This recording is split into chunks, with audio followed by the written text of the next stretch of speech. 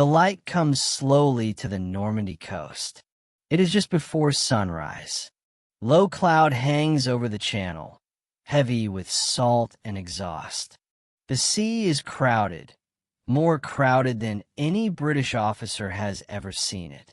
From command ships offshore and observation posts farther back, senior British generals watch through binoculars. They say very little. This is not their landing.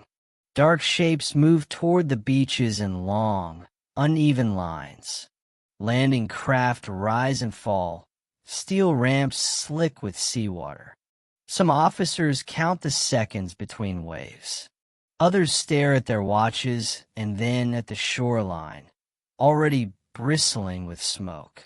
Radios crackle with broken phrases. American units are landing now. Reports are incomplete. Some are optimistic. Others are not. A British staff officer quietly notes the timing. Another marks a map with a pencil, pressing harder than necessary. These men have planned invasions before. They have seen landings succeed and fail. They know what should happen next. And as the first casualty figures begin to arrive, unfiltered and unpolished, private thoughts form behind composed faces. What they're seeing will not stay private for long. It will reshape how Britain judges its newest battlefield partner. By the spring of 1944, the war had entered a decisive phase. In London, Washington, and the forward headquarters of Supreme Headquarters Allied Expeditionary Force, the invasion of Western Europe was no longer a question of if, but how, and who would carry the burden when steel met sand. Britain had been at war for nearly 5 years. Its army had learned through disaster, retreat, and painful adaptation. France in 1940, North Africa in 1941 and 1942, and most memorably, the failed amphibious assault at Dieppe. Dieppe was never far from British minds. Nearly 6,000 Allied troops, most of them Canadian, had landed under heavy German fire. Within hours, the beaches were littered with wrecked landing craft and bodies pinned against sea walls. British officers drew harsh conclusions. Amphibious landings against prepared defenses were unforgiving, methodical, and brutally exacting. There would be no room for improvisation. The Americans arrived in Europe with a different trajectory. The U.S. Army had expanded at an unprecedented pace. Its officers were younger. Its formations were larger, fresher, and largely untested against the Wehrmacht in Northwest Europe.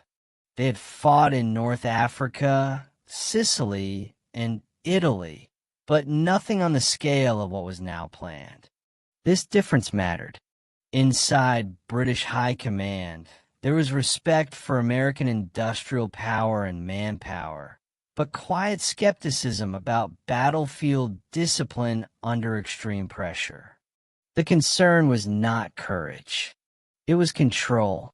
British doctrine emphasized tight coordination, centralized artillery, and deliberate pacing.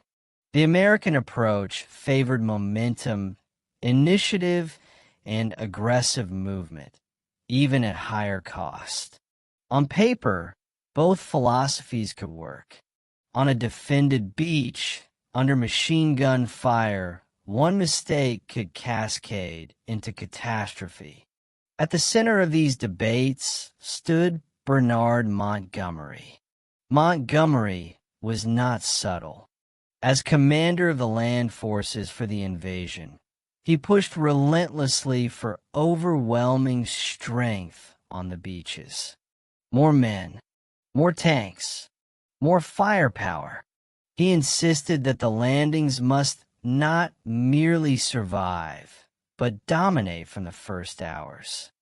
Privately, Montgomery worried that American commanders underestimated German defensive depth. He feared optimism more than caution. Above him, watching everything, was Alan Brooke, chief of the Imperial General Staff. Brooke kept meticulous diaries. He admired American energy, but doubted their operational maturity. His notes often returned to the same theme. Enthusiasm was not experience. These opinions were rarely voiced openly. The alliance required confidence. Publicly, British leaders spoke of unity and trust. Privately, they questioned whether American divisions, landing in the most heavily defended sectors, would hold together when the first waves were cut down. The plan itself reflected this unease. British and Canadian forces were assigned beaches judged slightly more manageable. American forces would land at Utah and Omaha, Omaha being the most dangerous, with bluffs, strong points, and interlocking fields of fire. British generals knew what that meant. If the Americans broke through, the invasion would live. If they faltered, everything that followed, British advances included, could unravel. On the eve of June 6th, expectations inside British command rooms were disciplined, measured, and restrained. No one predicted disaster, but few predicted an easy morning. They waited for the first reports, and when those reports began to arrive, they would test years of assumption in a single violent dawn. The British reaction to the American landings did not come from a single room. It came from a web of command posts, ships, and headquarters stretched from the English coast to the channel itself, each connected by radios, couriers, and incomplete information. At the highest level, British oversight flowed through War Office in London. Here, senior officers followed the invasion through situation reports, naval signals, and preliminary casualty estimates. They were not watching the beaches directly. They were watching consequences. Closer to the action, British naval commanders observed the assault from offshore.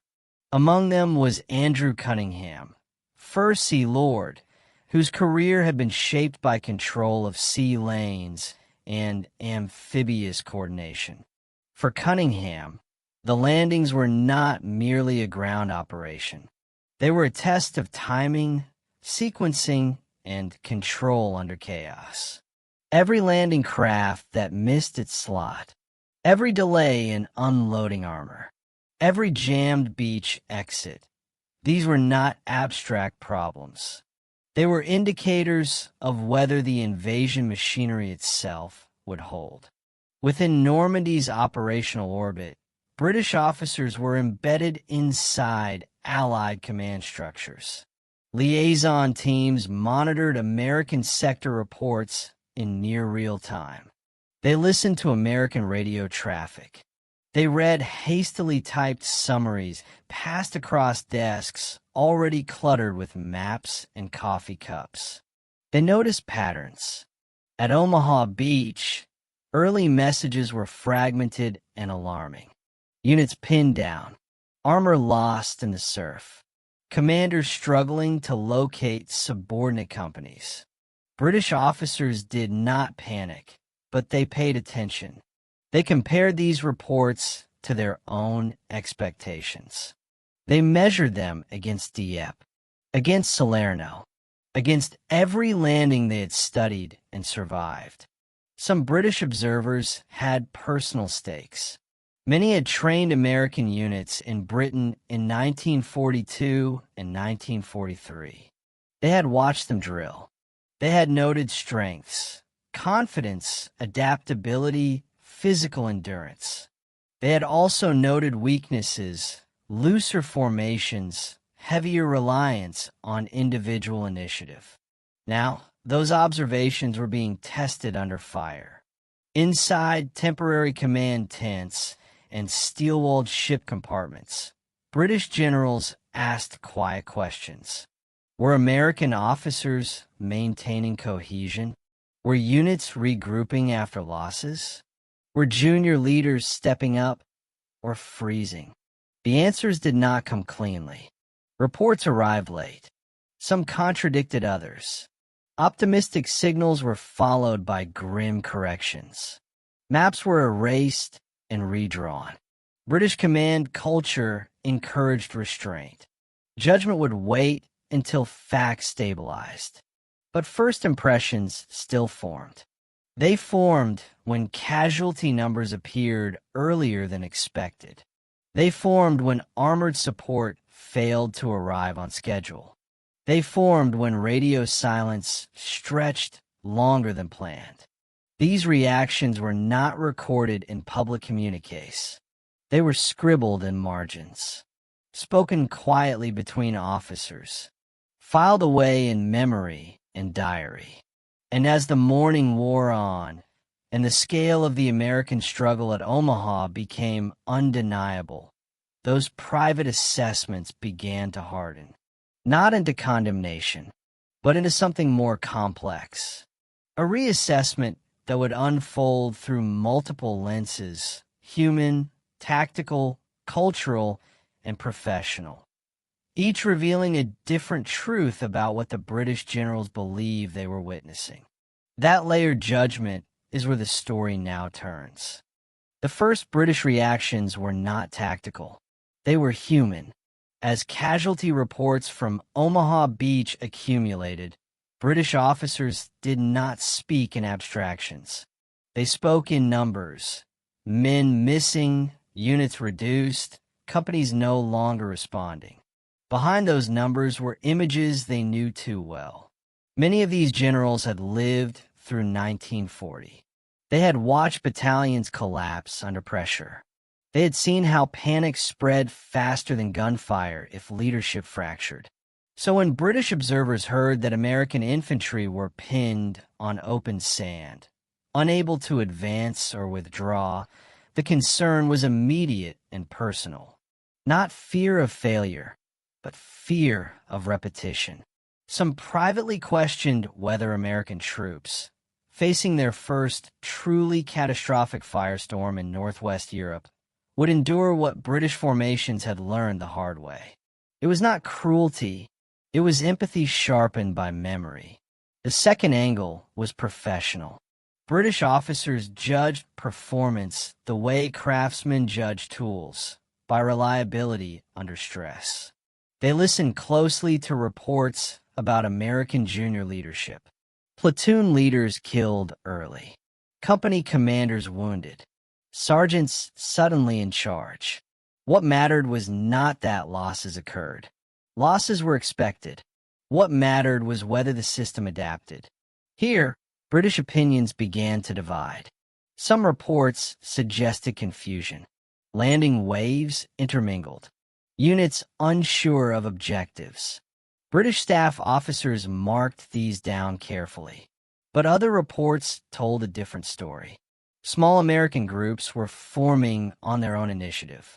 Naval gunfire was being redirected by improvised forward observers. Infantrymen were moving inland not by plan, but by instinct. British doctrine prized order. American behavior appeared chaotic. And yet, it was movement. That contradiction unsettled some British generals. They had been trained to believe that control prevented collapse. Here was evidence that momentum, even imperfect, might substitute when control failed. The third angle was cultural. British officers had long regarded Americans as energetic, confident, and impatient. They admired their optimism. They worried about its cost. Watching the American assault unfold confirmed both impressions. American units pressed forward even when cohesion broke down. They took casualties that British commanders might have paused to reorganize after. This was not recklessness, but it was risk. Privately, some British generals noted that American commanders appeared willing to accept higher immediate losses to preserve tempo. To British minds, shaped by years of attrition and scarcity, this was unsettling. Yet there was no denying the resolve. Even as Omaha seemed on the edge of failure, American troops did not retreat to the sea. They hugged the shingle. They crawled. They waited for gaps. British observers recognized that behavior. They had seen it in their own men when collapse did not come. By late morning, the human verdict was still forming. The professional judgment was unresolved. The cultural contrast was stark. And beneath all of it lay a deeper question that British generals were only beginning to confront. Was this disorder or adaptation? That question would sharpen as the day progressed, and as tactical realities forced British observers to look beyond first impressions. The tactical lens was less forgiving. British officers were trained to dissect battle the way surgeons dissect anatomy, methodically, without sentiment. From this perspective, the American landings exposed uncomfortable truths. At Omaha Beach, the plan had not survived contact with terrain. Strong points remained intact. Landing craft had drifted. Armor support arrived late or not at all. British tacticians noticed immediately that American units were landing off target, sometimes hundreds of yards from their intended sectors. This scattered formations before they even reached the sand. In British doctrine, such dispersion was dangerous. And yet dispersion also reduced predictability. German defenders, trained to break up concentrated assaults, found themselves facing multiple small threats instead of a single mass. British observers marked this carefully. It was not how they would have done it, but it was producing cracks. Leadership was the next angle, and perhaps the most decisive. British generals followed reports about American officers closely. They wanted to know who was still alive, who was issuing orders, and who was making decisions without orders at all. The early loss of senior officers worried them. Command continuity mattered deeply in British thinking. But as hours passed, something unexpected emerged. American NCOs, sergeants, corporals, even privates, were assuming responsibility. They were not waiting for permission. They were moving when movement was possible. British officers had long emphasized the importance of the NCO Corps. Seeing American enlisted leaders act independently challenged older assumptions that U.S. units relied too heavily on commissioned officers. One British liaison officer later noted privately that American leadership seemed horizontal rather than vertical. Authority flowed sideways when the top was cut away. This was not inefficiency. It was resilience. The psychological angle was the hardest to quantify and the most revealing. British generals watched for signs of morale collapse. They listened for phrases that had haunted earlier defeats: unable to advance, request evacuation, position untenable. Those phrases did appear, but they were followed by others: reorganizing, finding another route, advancing by small groups. What British officers were witnessing was not a clean operation. It was a refusal to accept failure. At Omaha, American troops endured what many British planners had privately feared would be intolerable losses. And yet they stayed, not because they were ordered to, but because retreat under fire was worse. By early afternoon, the tactical picture remained costly and uneven, but no longer hopeless. Beach exits were being forced. German fire was being suppressed. Small American units were reaching the bluffs. British generals did not revise their opinions publicly, but internally the tone shifted. This was not incompetence. It was something rougher, more violent, and more determined than expected. As confirmation arrived that American forces were gaining ground inland, British command rooms fell quiet again, not with doubt, but with calculation. The invasion had reached its most dangerous hinge point, and what happened next would decide not only the fate of Omaha, but the long-term trust between allies. By mid-morning on June 6th, 1944, the situation on the American beaches reached a critical threshold. In British command rooms, the tone changed. Not dramatically, not outwardly, but decisively.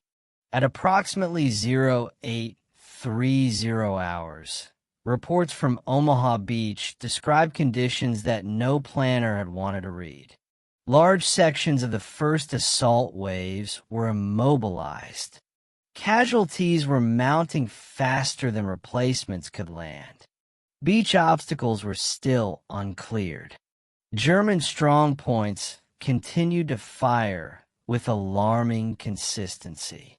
British officers understood exactly what that meant. An amphibious assault could absorb chaos, but only for so long. If momentum stalled completely, the sea itself became an enemy. Landing craft piled up, supplies stranded, men trapped between water and fire. Inside naval command channels, there was quiet discussion of contingency plans. Not withdrawal. No one wanted to say that word, but reallocation. Could resources be diverted? Could pressure be relieved elsewhere? British generals did not make those calls, but they knew when such questions began, the invasion stood on a knife edge. The comparison to Dieppe surfaced again, not spoken but felt. At Dieppe, there had been no recovery, no adaptation. The landing had failed in hours. Here, the American landing was not failing quickly. It was bleeding. British observers noted with concern that American armored support had suffered heavy losses in the surf. Duplex drive tanks, designed to swim ashore, had foundered in rough seas. Without them, infantry faced concrete positions with little cover. From a British perspective, this confirmed long-held fears about technological optimism. New equipment promised solutions, but the sea decided otherwise. And yet, as the crisis deepened, something else appeared in the reports. American naval gunfire was adjusting. Destroyers were closing dangerously close to shore, firing directly into German positions. This was not standard doctrine. It was risk accepted in real time. British naval officers recognized the audacity of the move immediately. They also recognized its necessity. Around the same time, fragmented American units began pushing inland, not in coordinated waves, but in pockets. Small groups found gullies, drainage ditches, unmarked paths up the bluffs. British generals followed these developments closely. They saw the paradox forming. The plan had broken down, but the battle had not. This was the most uncomfortable moment for British judgment. Doctrine said the assault should have collapsed. Experience said it often did. Yet the Americans were still there, still advancing, still absorbing losses that would have broken less motivated formations. By late morning, British officers began to understand that they were not witnessing a failure delayed, but a transformation underway. The invasion's fate now rested on whether these improvised advances could connect, or whether they would be isolated and destroyed in detail. Everything balanced on hours, and British generals, who had entered the day as cautious evaluators, now found themselves silent witnesses to a test no exercise had ever simulated. The decisive change did not announce itself.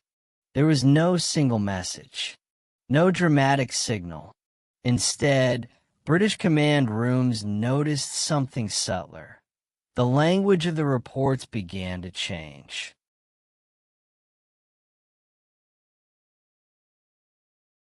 Shortly after midday, incoming summaries from Omaha Beach included phrases that had been absent all morning. Enemy position neutralized. High ground secured. Resistance weakening. To British generals, this shift mattered more than any map symbol. It meant that American units were no longer reacting, they were acting. The breakthrough was uneven and costly. Some sectors remained under fire. Others opened suddenly as German defenders, isolated and low on ammunition, were bypassed rather than destroyed. British officers recognized this pattern. They had seen it in North Africa and Sicily. Not every strong point needed to fall for an advance to continue. What mattered was flow. American units had found it. By early afternoon, British observers confirmed that multiple beach exits were operational. Men, vehicles, and artillery were moving inland in growing numbers. The beach, once a killing ground, was becoming a corridor. Privately, this was the moment when British judgment recalibrated. Not into admiration, not yet, but into respect. British generals compared what they were witnessing with their own assumptions. They had expected the Americans to falter when command broke down. Instead, command redistributed itself. They had expected panic when losses mounted. Instead, American units fragmented, but continued. This challenge deeply held British beliefs about control. In British doctrine, cohesion was preserved by structure. In the American experience, at Omaha, cohesion emerged from purpose. That difference mattered. British officers noted that American junior leaders were not merely brave, they were empowered. Training had given them latitude to act when orders failed. This was not an accident. It was a system revealing itself under stress. The psychological shift was equally significant. Earlier in the day, British observers had feared that American morale might crack under sustained fire. By mid-afternoon, that fear was gone. American units were exhausted, disorganized, but they were no longer pinned. The invasion was alive. Inside British headquarters, reactions remained measured. No congratulatory messages were sent. No public reassessments were issued. But in private, diaries would later reflect the change. What had looked like dangerous inexperience now appeared as aggressive adaptation. What had seemed chaotic now looked resilient. British generals began to see the American way of war not as reckless, but as differently calibrated to loss, speed, and initiative. The day was not over. Heavy fighting continued inland. But the critical question, would the Americans break, had been answered. They would not. And with that realization, British attention turned from survival to consequence. Because once the beaches held, the alliance itself had crossed an irreversible threshold. The first British judgments of the American landings were never meant for public ears. They appeared in diaries written late at night, in margin notes on situation reports, in quiet conversations between officers who understood that alliances depended as much on discretion as honesty. By the evening of June 6, 1944, British commanders had enough information to begin forming conclusions. Casualty figures from Omaha Beach were stark. Thousands killed, wounded, or missing in a single day. Losses far heavier than those suffered on British and Canadian beaches. Some British generals reacted with concern bordering on alarm. Privately, there were questions about cost. Whether American commanders had accepted losses too readily. Whether alternative methods might have reduced the human toll. These were not accusations. They were professional reflections. How one army evaluates another after combat. At the same time, there was recognition of scale. British officers understood that American forces had landed against the strongest German defenses in Normandy. They had absorbed the brunt of the Atlantic Wall, where it was thickest, most complete, and best sighted. One senior British staff officer noted that the Americans had paid for ground with blood rather than delay. The phrasing was blunt. It was not intended as praise, but it was not condemnation either. Within the War Office, early assessments emphasized endurance over elegance. The American assault was described as costly but effective, not polished, not precise, but successful. British naval officers were particularly struck by the role of American destroyers that closed in near point-blank range to suppress German guns. This had violated peacetime safety margins. It had saved lives on the beach. Such actions earned quiet approval.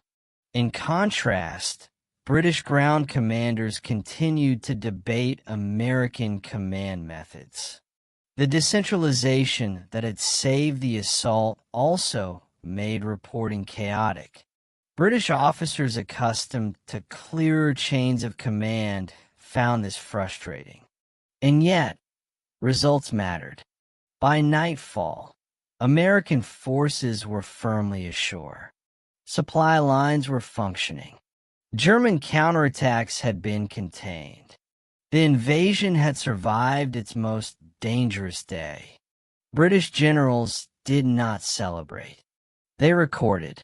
They compared the American performance not to British ideals, but to British memory, to beaches where no recovery had been possible. Against that standard, the American achievement was undeniable. Still, judgment was incomplete. One day did not define an army. What mattered now was whether the Americans could sustain pressure inland, whether their aggressive adaptability could translate into operational consistency. Those questions would be answered not in hours, but in weeks. And as British commanders turned their attention from the beaches to the unfolding campaign across Normandy, their private assessments began to evolve once more. In the weeks that followed D-Day, British opinions of American forces matured. Reports filtered in from Normandy. Omaha and Utah were secure. American divisions advanced inland, linking with British and Canadian sectors. Casualties remained high, but momentum had been sustained. British generals, initially skeptical of American discipline under fire, began to recognize patterns. Where chaos had existed, improvisation had prevailed. Where losses had threatened cohesion, initiative had restored it. Where British doctrine emphasized order, American forces had leveraged flexibility. Field Marshal Bernard Montgomery recorded in a private note that American junior leaders had shown remarkable judgment in the absence of higher command. It was faint praise in words, but a significant acknowledgment in meaning. Similarly, diaries kept by Alan Brooke reflected a nuanced view. He still worried about American casualty tolerance, but he also recognized a vital reality. The Americans could take what Britain had feared would break them and carry it forward. British observers compared these lessons to the wider war effort. The Normandy campaign highlighted the differences in coalition warfare. British armies had relied on centralized control, careful planning, and methodical pacing. American armies relied on initiative, energy, and rapid adaptation. Both approaches could work, but their combination was unpredictable. In private correspondence, British officers noted that these differences required understanding, not imitation. The Americans would never fight like the British, but that did not mean they were ineffective. Strategically, this recalibration had profound consequences. Future operations, marketed later as Operation Cobra and others, relied on trust between British and American formations. Commanders had to accept that their allies' methods were sometimes messier, sometimes costlier, but not inherently flawed. The psychological effect was equally lasting. British generals recognized that D-Day had cemented a new form of alliance, one where private judgment could diverge from public messaging without jeopardizing operational cohesion. Respect was earned in real time, under fire, not announced in communiques. By the end of July 1944, as Normandy opened into France, the British High Command had revised its mental model. American forces were not simply larger or younger. They were different, and that difference, so glaring at first light on Omaha Beach, had become an essential strength. The private honesty that British generals had recorded on June 6, 1944, had given way to a cautious admiration tempered by realism. They had witnessed something extraordinary, an army tested to its limits, adapting and surviving. This reassessment would influence British-American cooperation for the rest of the war, shaping trust, operational planning, and the understanding that success in coalition warfare required flexibility as much as doctrine. And in the quiet reflection that followed the Normandy battles, one lesson remained crystal clear. War is measured not only in objectives achieved, but in the human capacity to endure, improvise, and persevere. By the time the Normandy beaches fell silent, British generals had learned more than casualty figures or tactical outcomes. They had witnessed a truth that no map or briefing could convey. War is not only a contest of plans. It is a test of human resolve under unimaginable pressure. The American landings at Omaha had been brutal, chaotic, and costly. Yet in that chaos, initiative emerged. Leadership flowed horizontally when vertical command fractured. Determination compensated for experience, and resilience proved more decisive than rigid order. Private reactions recorded by British officers reveal a complex spectrum of judgment: concern, disbelief, critique, and ultimately respect. They did not romanticize the cost, nor ignore the failures. But they recognized a different kind of effectiveness, one born of adaptability, courage, and a willingness to bear the heaviest burdens without hesitation. For the British High Command, these observations reshaped more than doctrine. They reshaped perspective.